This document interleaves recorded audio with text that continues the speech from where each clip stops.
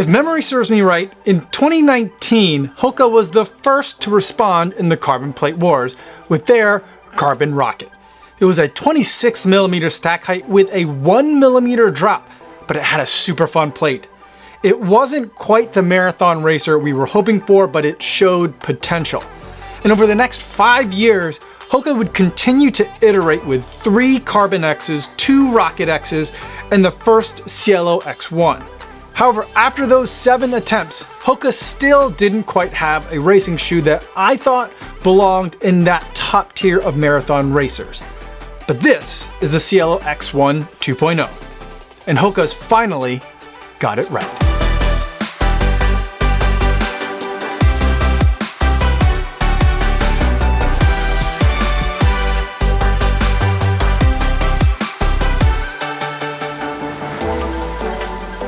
Yo, what's going on? My name is Kafuzi and I'm a non-elite runner who reviews running shoes here on YouTube. And today I want to talk to you guys about the Hoka Cielo X1 2.0.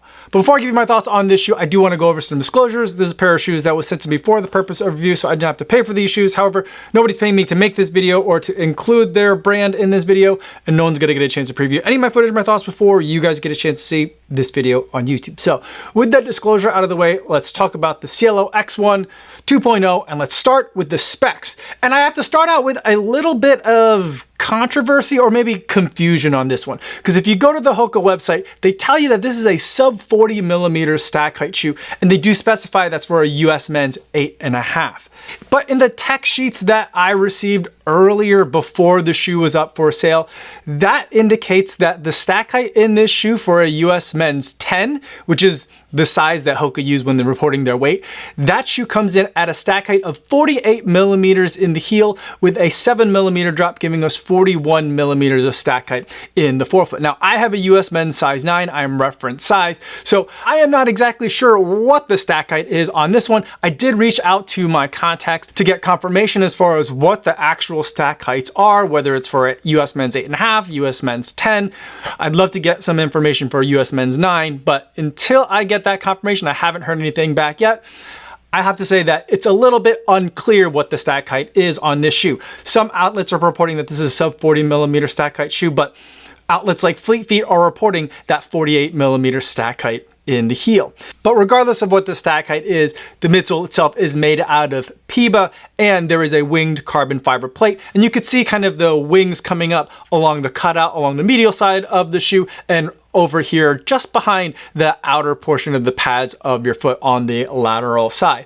On the bottom of the shoe, you've got some sticky rubber, which looks a lot like the rubber that we saw on the bottom of the Rocket X2, but it seems to be a little bit thinner, and it also feels a lot softer. And softer rubbers don't last as long as dense rubbers, but they do provide additional traction and grip. Now, I think that the main thing that I notice when I take a look at the shoe, especially when comparing it to version 1, is that they changed the side on which there was a cutout. In version 1, there was a cutout on the outer side, the lateral side, and in version 2, they've switched that to the medial side or on the inside of the shoe. Now, in my discussions with Hoka regarding the Cielo X1 1.0, I guess we'll call it that, they didn't really have a super clear explanation as to why they chose a lateral side cutout when most carbon plated shoes, if they do have a cutout, choose the interior side. But I suspect that the reason that they did that is because they wanted to make the shoe much more stable and prevent overpronation. So you had a single uninterrupted wall buttressed by a wing in the carbon fiber plate here,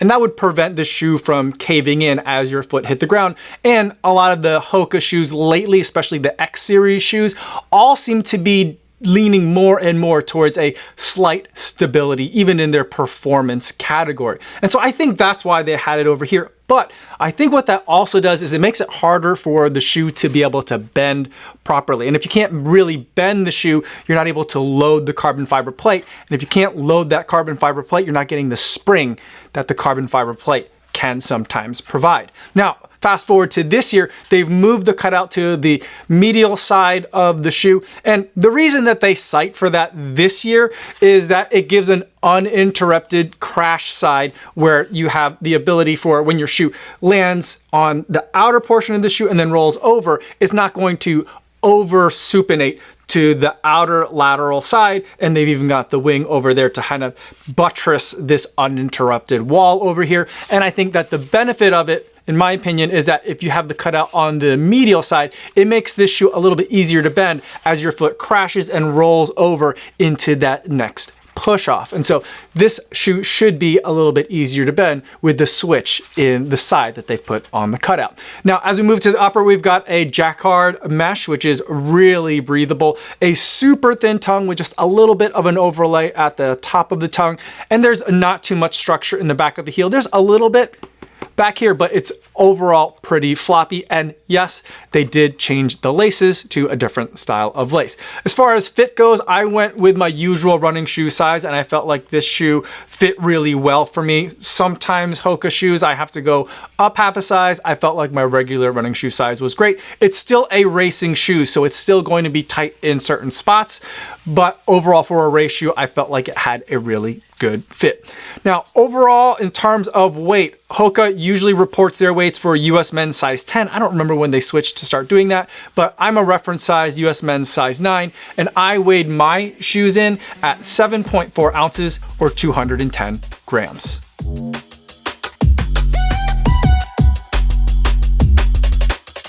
Now that we talked about what the shoe is like on paper, let's talk about what this shoe is like on the road. Hoka made a lot of changes to the Cielo X1 2.0, and I think all the changes are working really well.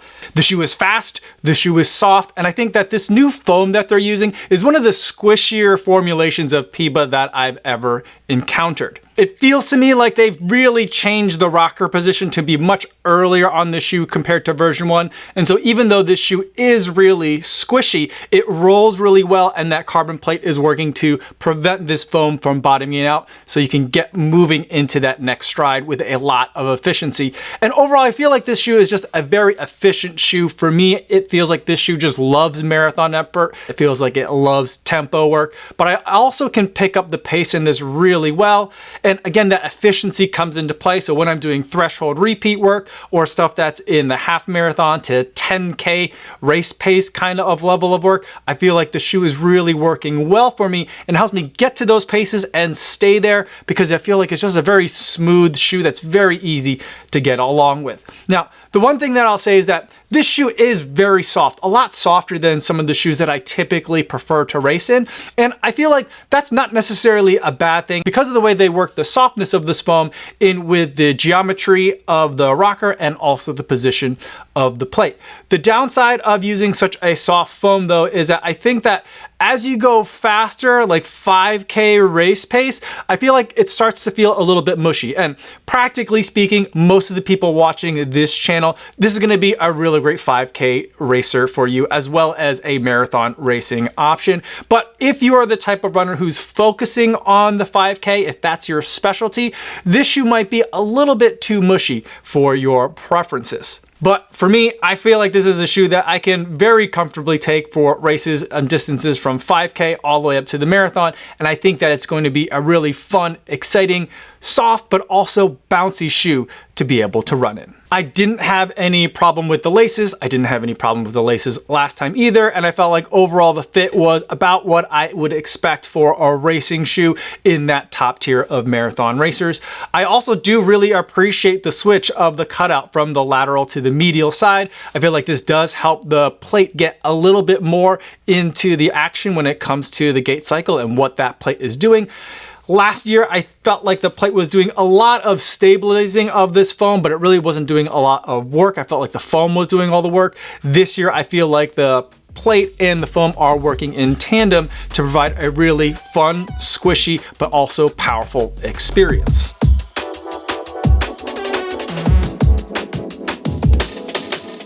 This is the part of the video where I normally say that we should zoom out and see where whatever shoe I'm reviewing fits within the broader lineup of that brand. But for Hoka, I just recently did that when I reviewed the Bondi 9, and I'll post a link to that video in the description down below if you need a breakdown of Hoka's lineup. So instead of doing that, what I thought I'd do today is talk about what I see as 3 categories of carbon plated racers that I see developing.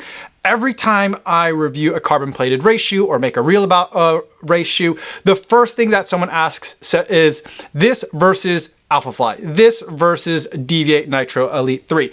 And for me, it's hard to really compare against those shoes a lot of times because you're comparing two different top tier racing shoes from what I think are two different subcategories. And I think that's important because it's been years since we've been at a point where there's one and only one best marathon racing shoe. The best marathon racing shoe is really going to depend on what kind of marathon racing shoe you need. So let's go over what I see as the three main categories of race shoe. Now, one way I can look at it is kind of like, where is the focus of the foam? Front, middle, or back? And the other way that I like to look at it is kind of like trampoline, wedge, or middle. And so let's take a look at the Alphafly version 1. I feel like this is the best example of kind of the trampoline style or front style of marathon racer. There's a big, gigantic landing pad of foam in the forefoot, almost like a trampoline in the front, and then it's almost like a stick. Not a lot of width going back through the heel because you're not really worried about the heel. You're landing on the forefoot almost like a jump sole. If you grew up playing basketball in the 90s and ordered that out of the back of a Slam magazine like I did, you'll be familiar with that. Or it looks to me kind of like, if I were to draw it, just a lollipop. And so I feel like that's one style of shoe that are very efficient for a certain kind of runner, the kind of runner that has really big, loping, powerful strides. This tends to be my favorite style of shoe. Other shoes that I would put in this category are shoes like the Metaspeed Sky series. Now, on the other end of the spectrum are what I would consider the back shoes, or what I would otherwise refer to as wedge.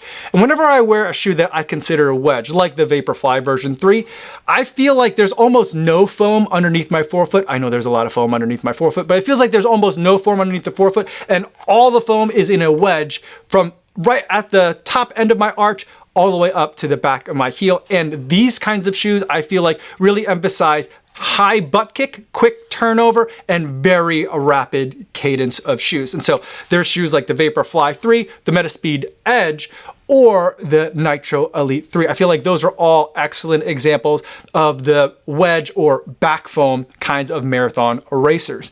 Now, in the middle are shoes where I feel like most of the foam is in the middle, and there's a very aggressive rocker in the forefoot to help you get from the middle of the shoe all the way up onto your toes in a very quick way.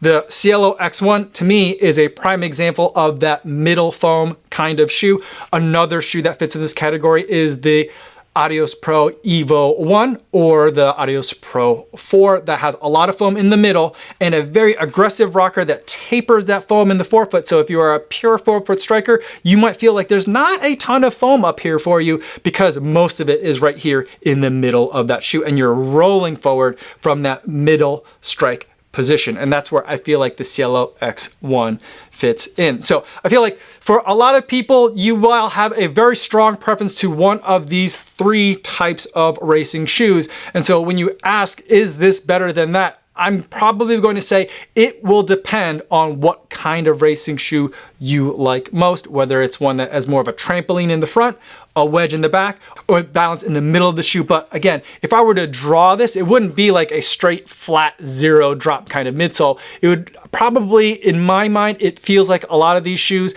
look almost kind of like an elf shoe where it starts out very even through most of the foot and then it curls up really quickly in the toe. So that's kind of how I see marathon racing shoes. And when I think about what a shoe is doing, what it's trying to achieve, this is kind of the framework under which I understand them. Hopefully that can make it a lot easier for all of us to have conversations about which shoe is going to be better for which runners out there.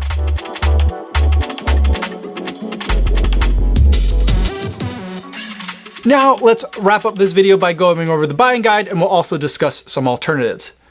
The Hoka Cielo X1 2.0 is a significant overhaul from the first version. It's softer, it's lighter, and it's got great bounce.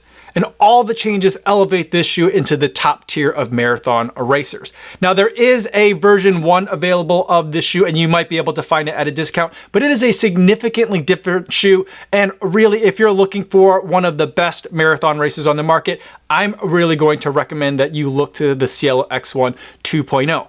But This shoe comes in at $275, and I really don't like the way that marathon race shoe prices are creeping up and up, and Hoka is really making you put your money where their mouth is.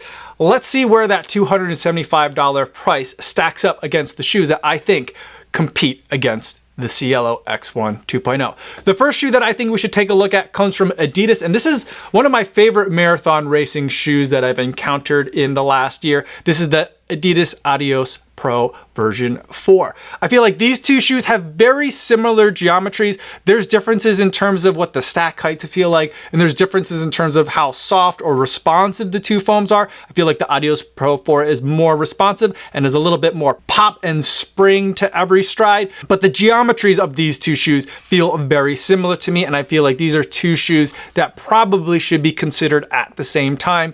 The Adios Pro 4 though comes in at $250, so it's right at that sweet spot in terms of pricing that I like, and a lot cheaper than the Cielo X1 2.0.